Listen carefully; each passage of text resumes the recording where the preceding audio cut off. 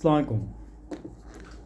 দেলোয়ার হোসেন সাইদি সাহেবের মৃত্যুটা তো আমরা সবাই জানি, কিন্তু আমরা একটা বিষয় কি জানি যে ওনাকে যখন মানে গ্রামের বাড়িতে নিয়ে মাটি দেওয়া হয়েছিল, বোর হইতে হইতে নিয়ে গেছিল এবং অনেক নিরাপত্তা দিয়ে নিয়ে গেছিল, এবং ঢাকা থেকে বের করতেও লাস্ট 2-3 ঘন্টা দেরি হয়েছিল। ভোর রাতের দিকে 4টার দিকে মানে সম্ভবত লাস্ট বের করতে করতে সময় লেগে গেছিল, মানে দিচ্ছিল না, এদিক দিয়ে গন্ডগোল ছিল, ওই দিক দিয়ে ঝামেলা হচ্ছিল, অনেক কিছু হয়েছিল এবং রাস্তা পর্যন্ত আটকায় আটকায় রাখছিল, এরকম এরকম ছিল।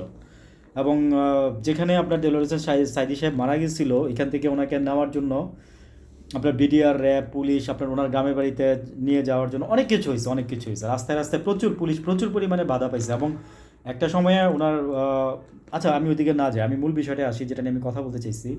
সেটা হচ্ছে উনি মারা যেদিন মানে মারা যখন গেছে, ওনাকে যখন কবর দিতে নিয়ে গেছে ওনার গ্রামে, সারা বাংলাদেশে 163 জন মানুষ মারা গেছে। 163 জন, আমার যদি ভুল না হয় ফিগারটা। তো এটা আপনার 163 কি 60, তো এই ফিগারটা নিশ্চিত করছে বা কনফার্ম করছে এখন বর্তমানে সরকারের অন্তর্বর্তীকালীন প্রেস সচিব আপনার শফিকুল আলম সাহেব। তো উনি গতকালকেই কথাটা বলছে যে শুধু কেন বলছে এখন যে শুধু শেখ হাসিনা যে বা আওয়ামী লীগ সরকার যে শুধু যে গণহত্যা চালাইছে, গণহত্যার বিচার শুধু এইটা না, এবং এই ধরনের মৃত্যুগুলো যে আছে, এই যে 160 জন মানুষ যে মারা মারা গেছে, তারপর হচ্ছে আমি ইনক্লুড করতেছি আরও যে এই যে পিলখানার মানে সরি পিলখানা না, আচ্ছা আপনার শাপলা চত্বরের হত্যাকাণ্ডটা, তারপরে হচ্ছে আরও এরকম আরেকটা আছে বড়, পিলখানাটা তো হচ্ছে।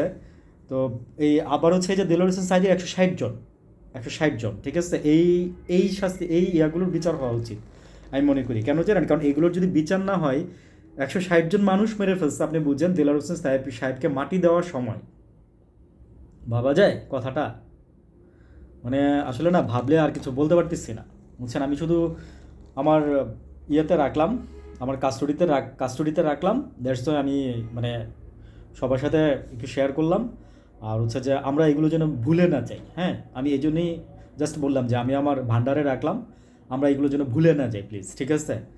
মানে মনে রাখতে হবে, আমরা আসলে বাঙালি জাতি, আমাদের একটা খারাপ স্বভাব আছে, আমরা সব কিছু খুব সহজে তাড়াতাড়ি ভুলে যাই, এবং সবাই সব কিছু খুব তাড়াতাড়ি আমরা মাফ করে দিই। ঠিক না, এটা ঠিক না। যেখানে আইন হবে সেখানে আইনের প্রয়োগটা হওয়া উচিত, করতে হবে। আনলে হচ্ছে কি জানেন, কোনো উন্নতি হবে না, আলটিমেটলি দেশের কোনো উন্নতি হবে না তাতে। ঠিক আছে, ওকে, থ্যাংক ইউ, ভালো থাকবেন। আমিও চাই যে এই বিচারটা হোক, শফিক আলম সাহেব যে কথাটা বলছে, উনি যেন ইনিশিয়েটিভ নিয়ে যেন এই কাজগুলো করে। থ্যাংক ইউ, সালাম আলাইকুম, ভালো থাকবেন।